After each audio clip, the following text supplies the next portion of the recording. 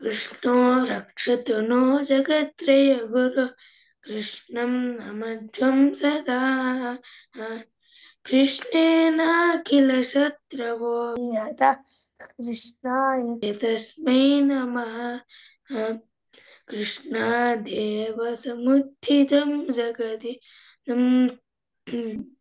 कृष्णस्य दासोऽस्म्यहम् कृष्णे तिष्ठति विश्वमेतदखिलम् हे कृष्ण रक्षस्व माम् कृष्णो रक्षतु नो जगत्त्रय गुरुः कृष्णं नमध्वं सदा कृष्णेनाखिलशत्रवो विनिहताः कृष्णाय तस्मै नमः कृष्णादेव समुत्थितं जगदिदं कृष्णस्य दासोऽस्म्यहम् कृष्णे तिष्ठति विश्वमेतदखिलं हे कृष्ण रक्षस्व माम् Pratama is the doer, Krishno Rakshatuna.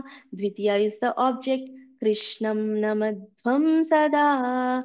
Tritiya is the instrument by Krishnena Akhila Shatravo Vinihata. Chaturthi is the beneficiary to offer Krishnaya Tasmai Namaha. Panchami is the source from Krishna Deva Samutitam Jagadidam. Shashti is the possession relationship of among Krishnasya dasosmyaham. Saptami is location time in on between Krishne tishtati vishwametadakhilam. Sambodhana is affectionately calling you, Hey Krishna Rakshasvamam, Hey Krishna Rakshasvamam.